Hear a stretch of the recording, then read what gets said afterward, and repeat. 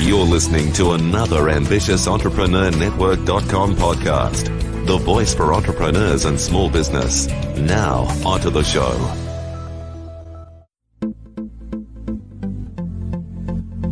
This is Women in Leadership Podcast, featuring success insights from women around the globe. Now, over to your host, Anne-Marie Cross. And welcome to another episode of Women in Leadership Podcast, brought to you by the Influence Alliance, which is the membership program for coaches and consultants who want to build a much bigger impact in the world with their message, whether they have a podcast or maybe one down the track, and they also want to build a profitable and scalable business. And I'm your host, Anne-Marie Cross. Now, my guest today says, with your most important asset, which is your personal brand, you illustrate what value you have to offer the world. And I so agree. So joining me on today's show is Brigitte Bojkowszky. She's a Ph.D. as well as a global and personal branding strategist who founded BridgetBrands, a brand strategy boutique service that helps clients craft meaningful strategies that effectively elevate their brands to unleash their full potential. Now, Brigitte, she's also the host and producer of BrandsTalk, a podcast for brand lovers who want to learn from thought leaders, CEOs, business experts, and business owners telling their brand stories and sharing valuable firsthand insights. She's a speaker. She's also been teaching for more than 20 years global marketing management and branding topics at universities around the globe. And moreover, she's a certified trainer in communication, conflict management, as well as leadership. Now, receiving her design thinking workshop certificate from Harvard University, she helps coach her clients to think out of the box. She's an international best-selling author of the book Significant Women, Leaders Reveal What Matters Most. And she reveals how she got into her sweet spot, her journey of understanding her pain, which ultimately became her purpose in life. So let's get on. What is she going to share today? Well, why trust in yourself, your inner wisdom, your inner gut, your intuition, why that is so important. She's going to talk about how allowing yourself to play big can make a difference, as well as how we can all learn from every single setback that we have had in our lives. Welcome, Brigitte. Hello, Anna-Marie. Thank you so much for having me. It's a pleasure being here today with you. Oh, it's such a pleasure having you on the show too, particularly that you're so passionate about the area of personal branding and branding, because it's so important, isn't it? Our brand, our reputation. Tell us a little bit about the journey that got you into what you're doing today. I mean, I gave a hint of kind of some of the key areas that you've worked in, but what is it that makes you so passionate about this particular area? Yeah, I think I was always very much into branding. I think it started when I was flying for the airline in my early life and discovering the world and seeing how companies try to get their customers hooked on their brands. So, and seeing all the different other brands. I mean, 30 years ago, the world was not as global as it is right now, because we didn't have the outreach, the possibilities, the communication tools to attract customers in the way we do it now. So I was always very particular and very much interested in how brand strategies are across different country markets. And so that made me want to learn more about it. So I stopped flying for the airline and I chose to study. And since I have flown and I've seen the world, and I'm still very passionate about all these different mentalities and cultures across the world, and how to immerse into different cultures, get an understanding how they think, how they feel, because that's most important for a brand, to understand the customers' feelings, perceptions on things, attitudes, desires, wants, and needs. When you have that, when you understand that, then you are able to develop a strategy in order to be relevant in their life, make a difference in their life, and then they will choose you over all the other brands.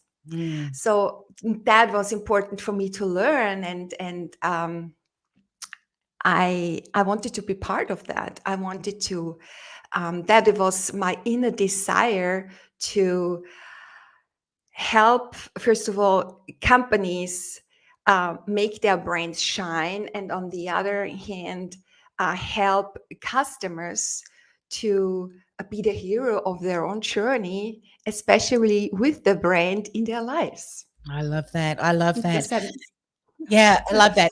And it's interesting that you've looked at it from a large corporation. And you'll have to excuse me, I've started to get a bit of a sore throat. Too much talking over the last few days. So I'm going to ask some key questions and that you take the stage and share your brilliance. But you've seen it from a large company or corporate perspective, and now helping smaller businesses from solopreneurs right through to executives as well, because, and this is what I want you to spend a little bit of time on, and how it relates to this question I'm going to ask.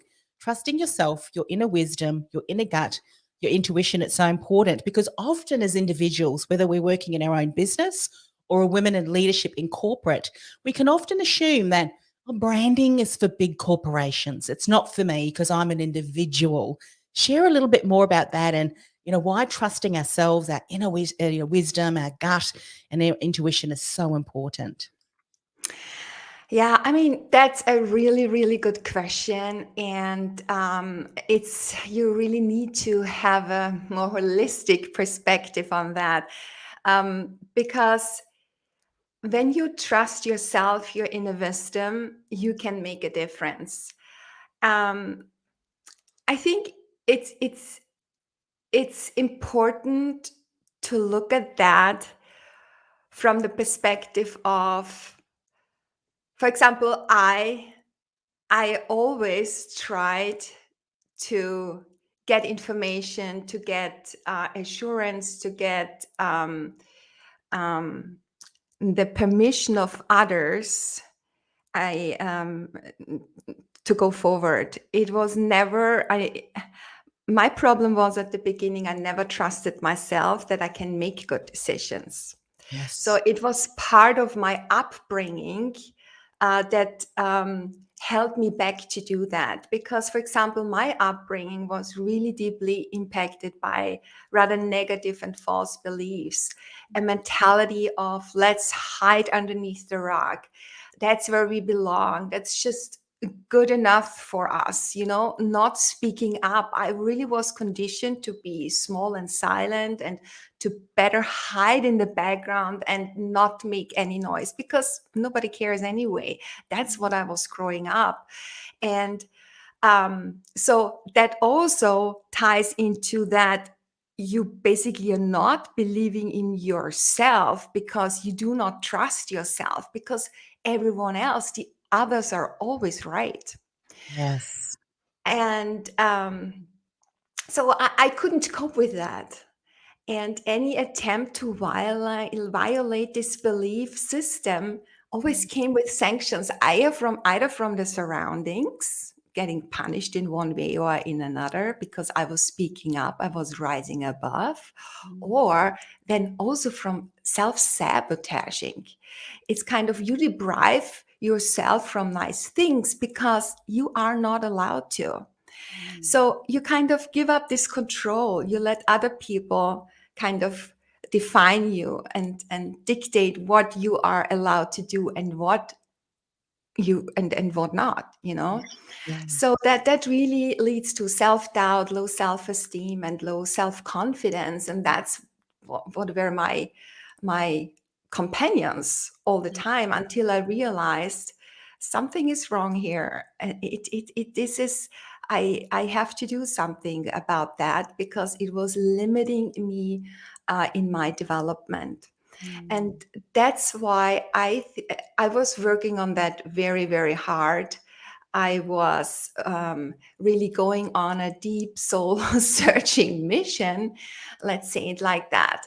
So it is really, there needs to be a change in mindset, a mindset shift towards self-love, trusting yourself, towards self-compassion, a mindset shift towards setting your own intentions, committing to goals, to recommit on the way, being really compelled to achieve what you believe in and not what others believe is the right Yeah. thing. Yeah. So important. You know what's interesting, Bridget? You say that when you were growing up, there was an environment in which you was reinforced not to speak up. That what you had to Mhm. say was not worthy of being listened to, and others and so forth.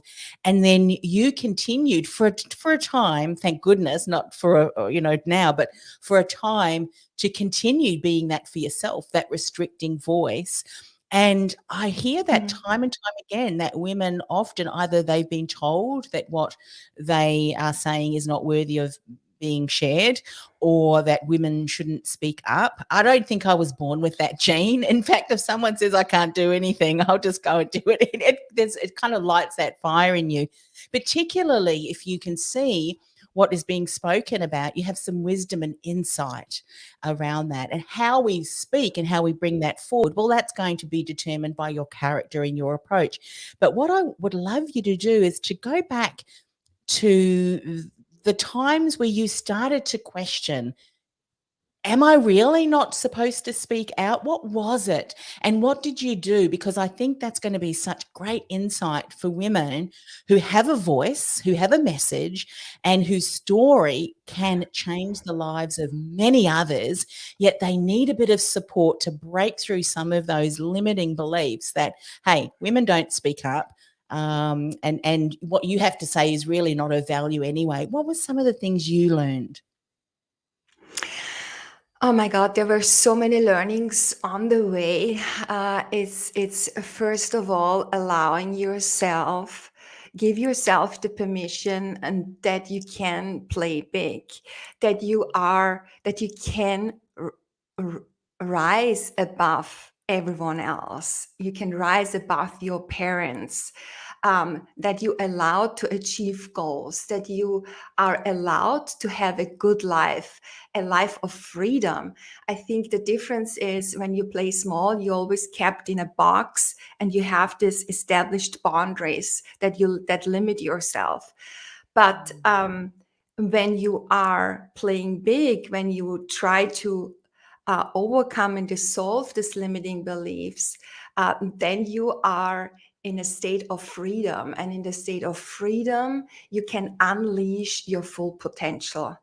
But it takes a while to get there. Some can manage by themselves, others need someone else to talk to.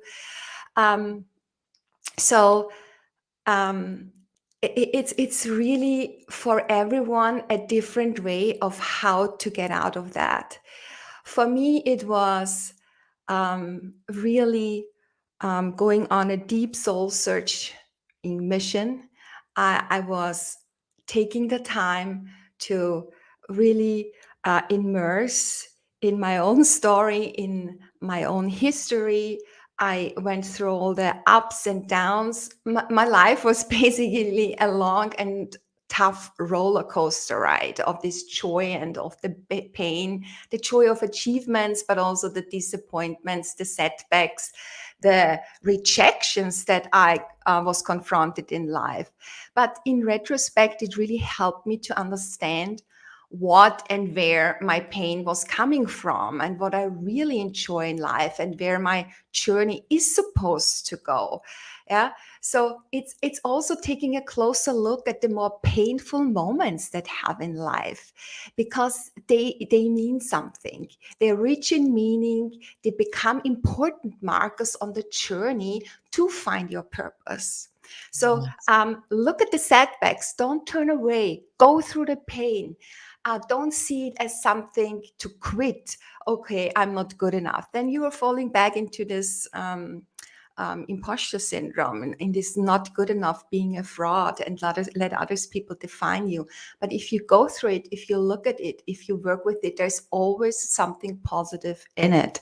And that's what it is about, to understand, to figure out, work on, because that makes you leap, that makes you find your sweet spot, that gets you into your zone of genius. There is very often strength that you discover that you didn't know that you are having. Yeah. So I'm going to jump in there because I love what you have said about to embrace the setbacks, to embrace and learn from the failures. And I'm sure we have all heard people say that, some people around in our own journey and our close circles, but also others on other podcasts. However, we really do need to heal from those things, don't we? Because when you look at setbacks and failures as something that you haven't dealt with or learned from, then anytime a setback happens, and they will happen, it's just a normal part of life, isn't it? It becomes then a reinforcement that of our unhelpful beliefs that, hey, I'm no good, I'm an imposter, I'm not worthy of being, of being heard and sharing my story. Whereas if you've taken the time to heal, to change those beliefs, whether and I absolutely agree, need someone to help you, to support you. Otherwise, you'll often stay, with that inner critic, that unhelpful inner critic. So that it becomes a trigger that reinforces your negative belief and your negative inner critic. Whereas if you have dealt with it, it just becomes another, okay, here is something that I didn't quite want. The outcome wasn't what I had hoped or planned for. What can I learn from that? What can I do better? What really did work? Take us through that, because I'm sure if you are now, and we all experience setbacks in our business and life career. So how now do you look at setbacks? yeah, setbacks are part of our life. They make us stronger, they make us more experienced, more knowledgeable about what works and what does not work. Yeah? Setbacks really guide us to make better decisions and be more reflective about our decisions. They spark us to discover ourselves, because a setback helps us to work on ourselves. They help us to become more aware, to dig deep, to get a better understanding, to help us level up, to become a better version of ourselves. If you are quitting, I mean, as you said before, I mean, it's kind of a circle. Life will present you with exactly, I mean, not exactly the same, but with setbacks again. Life will present you with challenges and hurdles, and they become more painful and stronger until you finally wake up and face it, look at it, go through the pain. This is really, really important. And I would also say, give yourself some grace. I mean, it's okay to be down for a moment, maybe a couple of days, and yeah, it happens. We are human being, but then get up again. Be willing to learn from it. Yeah, life shows us with these setbacks a better way, another way, and a way that we have never thought of. And life only presents us with things that we are capable of doing. Yeah. So it's actually, I mean, this sounds strange, but see it more as a gift, as a present. You can better deal with it when you have a positive mindset around it. Okay, this is happening now, as having this awareness. Yeah, so there's the 3 A's of growth. Yeah, that I very much like others to embrace as well, because it helps me a lot. Having the awareness, what is going on in my life, what are the facts right now, and then accepting what is. It's not giving up, yeah, but accepting what is happening right now, and then taking action. Yeah. And taking action also in the unknown. Until, if we wait until we know better, that's going to be a very long journey and a painful journey, because you will wait very, very long. Yeah. Yeah.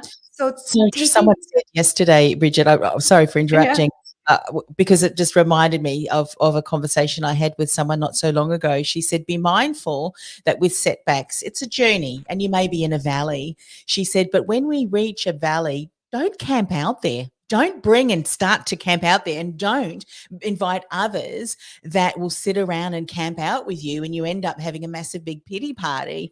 That is a walk through that, because the next time that you come to that similar situation, it doesn't become a barrier or a block. We go, I recognize there's some familiarity around this. I'm going to pick up my backpack because I've got some new resources, some new approaches of thinking and understanding. I'm going to march on by that and go back up the hill again.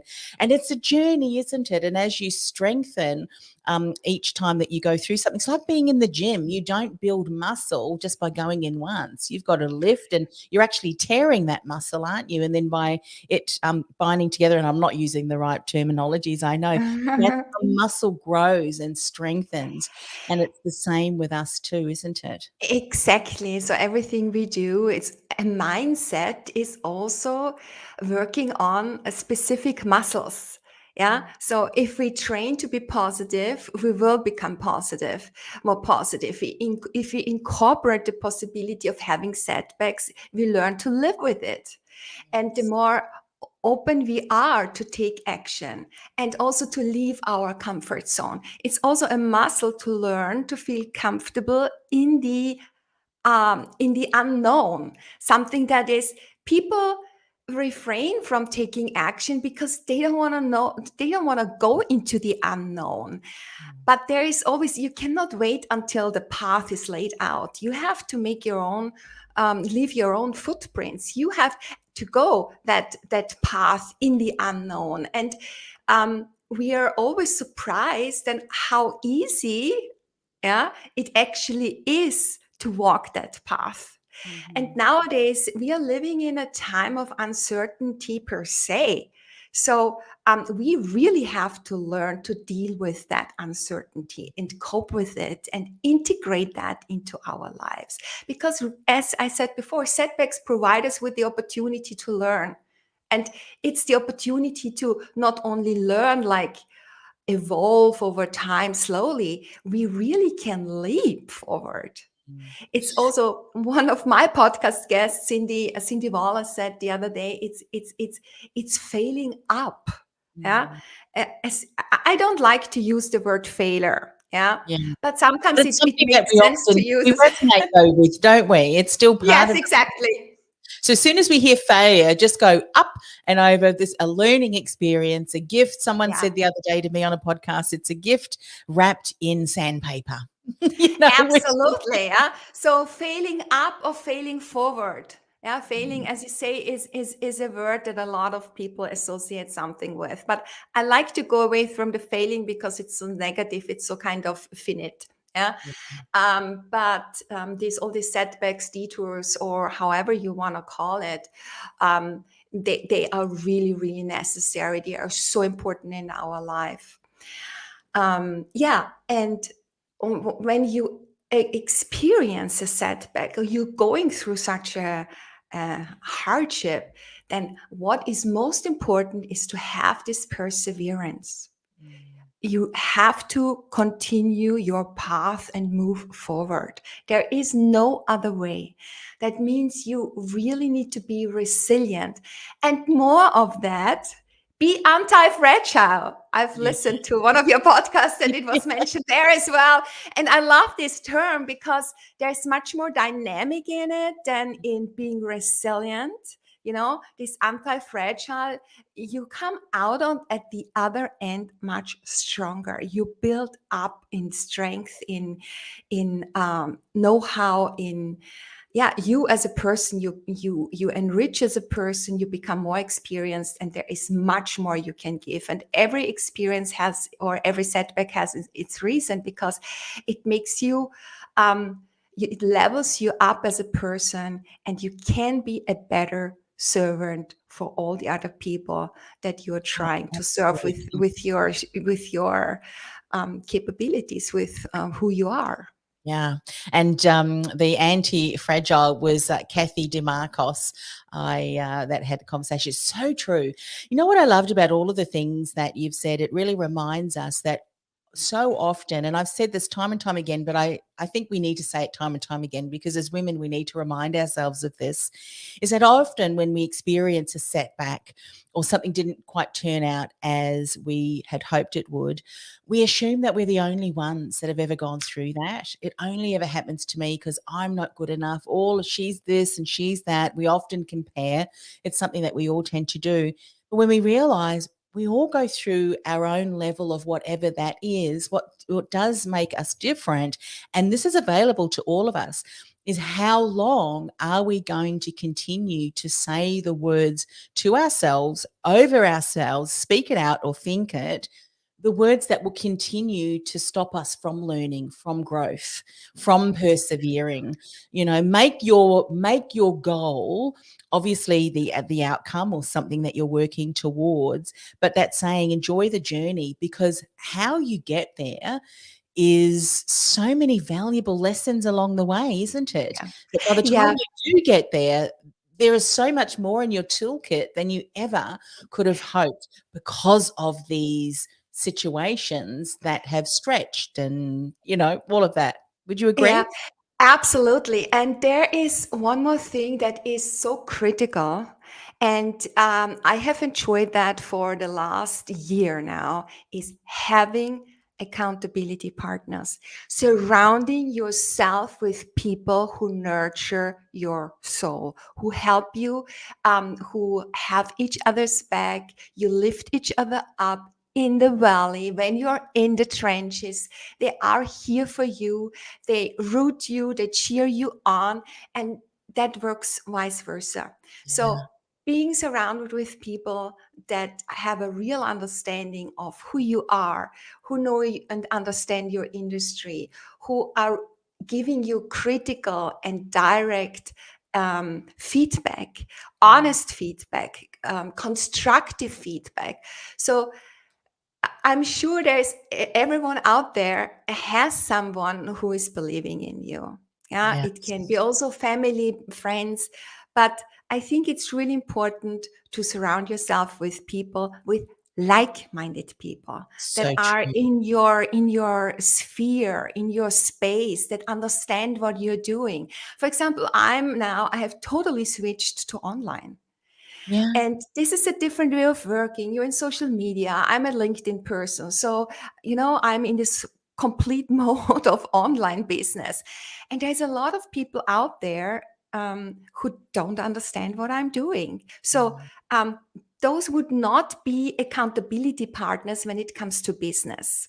Mhm. So you really need to make sure that these people have a really good understanding of where you are in your life and what you're doing and dealing with every day. Yes. What I Yeah. love about accountability partners and surrounding yourself with, as you say, like-minded people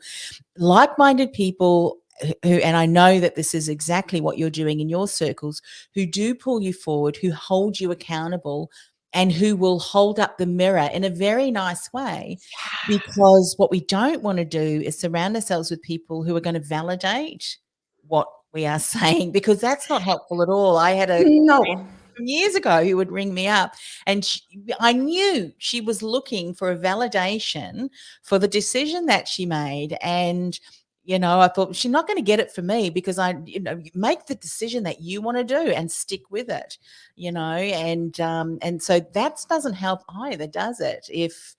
If people validate our playing small and say, well, you know what, like, Bridget, you can do that. Step up and put yourself forward for that. I'm just using that as an example. Yes, put yourself forward for that keynote speaking engagement. You've got Yeah. the skills and the story. And when, as you said, when you do that, you've got accountability partners and people who know you and who support you, giving you that little gentle nudge when it's finished. And you think, my goodness, I'm glad I did that. I really enjoyed it. You would Mm. never have done that had you stayed in that mindset of, I'm not ready to get up and speak yet. It's true, isn't it? Exactly, exactly. And coming back to the accountability partners or surrounding yourself with like-minded people, it is also then at the same time important to let go of those people that drain your energy, that keep you in, let's say, playing safe, that keep you small. And we very often hold on to things that we know. And even though we know it's not good for us, but we are afraid of the unknown and change. We are afraid of the change, that things get worse. And that hinders us from moving forward. So for me, it was really hard to let go of people that were in my life for long, but basically the relationships harmed me more than helping me grow. Yeah. With each other, from each other. So, and to tell myself, hey, Bridget, it's okay, let go. They served for a lifetime. You served them for a certain time span, and for certain years in life. But now it's time to move on. When you let go of them, they also have the opportunity to find other like-minded people. Yes. So you're Yes. not in their way, and they are not anymore in so-called your way. So you move on, you free yourself to receive something that is good for you, something that nurtures your soul, something that helps you grow. So important. And when you surround yourself with people like that, and there's a level of energy and, strong boundaries, but boundaries that are helpful, not hindering, everyone grows, don't they? Everyone Yeah. rises. And that's what I love about those kind of communities. I mean, you spoke about imposter syndrome. We talk about comparison. Within that, there's also that tall poppy syndrome, that often when we see people rising, because we feel that we're less than, we can often unknowingly try and hold them back as well, and we don't want that. And similarly for women, don't surround yourself with people who will try to pull you back down. And I think now women more than ever have to support themselves, give yourself permission, but we have to give others permission too. Just because other people are great, that doesn't mean that you're not great. We're all great in our particular area, wherever we're working, and whatever skills that we have. And we need each other, don't we? I mean, you're good at a certain area, other people are good in a certain area. And that's fantastic, because if we were all the same with the same skills, there would be huge gaps, wouldn't there, in areas? Yes, I think so too. You're absolutely right. And unfortunately, I think globally we are still not there. There's a lot of people, and thank God there's this energy that connects us anyway around the globe. And thank God there is the advanced technology that helps us to connect with each other. I mean, you are in Australia right now. I'm in Austria, Europe right now. So we connect because we are having the same mindset. We are on a similar journey. We go for similar visions, and we have similar whys that inspire us. But still, you mentioned the different kinds of syndromes, like a tall poppy syndrome. It's still very, very prevalent in our society. And especially here in Austria, I feel that. And there were several situations I can think of. I felt it so strongly, and really limits you to grow, because you're always questioning yourself. Am I good enough? What is wrong with me? And if I can mention some of them. So, for example, when I've mentioned that I was flying as a flight attendant for an airline, and when I left, I felt like in my back, in my bones, that they were thinking, what does she think she is? Now she wants to study, become something better. She will never make it or never graduate. She doesn't have the brain for it, or, you know, let's bet she will be back soon, and it's a question of time. So I really could feel it very, very deeply. So it takes a lot of courage and strength to stand above that and go your path. And it should rather inspire you than take you down and drain you. Yeah. Or being a woman at the table of a man's business world. I have experienced so often that they were just, ignoring me, talking me over. I was Yeah. simply invisible. Yeah. And whatever I said or constructive or brilliant it was, it was irrelevant and worthless. So that if you're not strong enough, make you feel completely devoid of your self-worth. Yeah.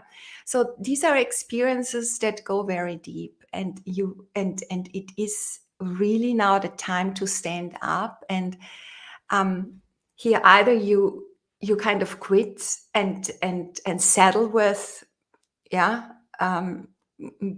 playing small, or just take that more as an inspiration, as a leverage to stand up and say, not with me. Yeah. Yeah. Because when you do that, there's a level of inner confidence, boldness Yeah.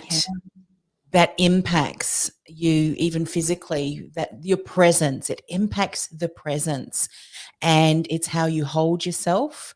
I as I said, I have a gene. I remember years ago when I first started work, and again, it was we use a little bit of sarcasm here in Australia. I don't know if they do that so much in the European countries. I think the UK tends to do that a little bit as well. And I'm originally from New Zealand, and I remember when I first started my very first role, it was working as an office junior. And it wasn't late too soon, actually, or that the manager and his wife and son were asked to leave because the business was taken over. So we had new management came in, and one of the new sales managers came in and said, "Anne-Marie, would you ring so-and-so for me?" He came from a large company. And I looked at him and I said, "Has your dialing finger gone on strike?" Because I was not like the receptionist in a big company who would ring. We all took that over for themselves. Now, I could have been shy and not wanting to speak up and say, "Sure, I'll get him on the phone." And it wasn't that I wouldn't have, but it was just, hey, we can actually do that ourselves. So sometimes you do have to speak up, say something, do it with a bit of humor or a little bit of, whatever comes in your personality, but don't shy away from standing up and speaking up, isn't it? And before long, Yeah. people would see that and value what you have to say. Yeah, it's very often our thought, and it might not be the reality. It's what we think about us. And if we say, okay, if I say that now and it's not good enough, it's all, in our brain. It's what we are making up. And here is the question: do I make it up? Are the thoughts real? Is this somehow justified? Or what's going on here? Yeah. So we really need to differentiate between what's reality and what is our brain talk Yeah, because we could spend we are hours having a sabotaging. conversation in our own minds, and as you say, the reality is something quite different. Talk about Yeah. it. Or maybe Yeah. pull someone aside and say, "Hey, I don't know if you realize this, but I really wanted to say something in the conversation," and they may not realize that they haven't given you an opportunity. There's always different ways of doing that. But what it does is it starts with you. I love the way that you said, "No more. From this day forward, I will speak up. I will put Yeah. my hand up." Yeah. Yeah, that's hard. It takes courage. It takes also being vulnerable. So to embrace vulnerability, because when you speak up, when you uh, claim your voice, then you are speaking also from a place of authenticity. It's you, what you think is true for you, that you're communicating to the world, or whatever it is in that situation, to the audience you're part of, right? And that takes courage, but also you have to accept that vulnerability in you, that you show yourself out there as you are. And that takes courage. That's so important to do that. Yeah. You know what I love about that? And it goes back to something that we said before about our own beliefs. If you're not sure of something, and this is something that I found time and time again, particularly on this podcast, women who may have been promoted or were in leadership positions, even in their own companies and businesses, they often assumed that they needed to know everything. Everything. Whereas it's not the case. I remember once a colleague of mine who was in the accounting industry, and I've done accounting studies, but I'd completely forgotten what EBIT standard for. And I said, "What does that mean again?" She went, "Oh." She really rolled her eyes. Now, I could have been really embarrassed, but I just sort of thought, that is on you, because I'm just asking a question, and I would hope that you would not do that to your team. I think she did. And so we have to be mindful, isn't it, that vulnerability. Don't let other people's lack of posture or, things impact you as well, that you're so scared of asking. There's no such thing as a stupid question, but I bet they would feel really quite bad if they realized that what they had done, their behavior, could have impacted in such a way. Yeah. And you mentioned something really important, is this perfectionism trap, that Yes. we as women, we always want to be perfect. And I'm one of them. And I remember when I was flying for the airline, I was flying for Lauda Air, and that was an airline, a private airline, started by Niki Lauda, the former Formula One car race driver. And for him, 100% was not good enough. It must have been at least 110%. And that was the style we worked. And I was taking that on and making it part of my life at a very young age. So unconditioning something like that is also very hard, because you want to make everything perfect before you start. So you never get everything perfect. It's impossible. Yeah. So that means you never start. So, and also, I think that people out there don't want to have perfect people. They don't want to learn from these perfect people. They want to learn from people they see themselves in. They want to learn from people who are vulnerable in their way of being authentic. They want to learn from human beings. And I think that is stronger than everything else, to be a human, a shining human a person, a human being. Yeah. So it's all about this visceral connection that we are established. And I'm coming back to branding now, and that's what makes a strong brand, is connect with people on this level. Yeah. It's not with someone who is 110. I don't know if that is even possible, yeah, from a mathematical perspective. Yeah, nobody wants to deal with someone who is perfect. Yeah, they want to know, how did you get there? How did you manage? How did you solve the problem? How do you see the world? And please help me to do the same. So it's really about inspiring others too. Yeah, I love what you've said there. And Edelman, I should say, not Edelson, Edelman, who do an annual report that what constitutes trust, have actually, in a number of years, in their annual surveys that they have done with people from all around the world, different cultures. So, it's interesting that even across different cultures, what constitutes trust is still the same, because it's around behavior and interaction, your brand, which is your reputation. If anything is too polished and comes across as being perfect, it's constituted often as being mistrustworthy. What are people trying to hide? And the reason is because it reminds us of media and government and things like that, because those industries are two industries that had really low trust, Exactly. Yeah. You have to break it down on the personal level. And the more authentic brands are, the more they take a stance and can explain it and justify it. And the more every brand has kind of a duality. It's the emotional part and it's the rational part. Now that together makes a brand. And the more emotional you are, the better that you can convey something, and the more receptive people are. And also, a brand needs to have this richness, the richness of meaning. And the question is what you put into the meaning.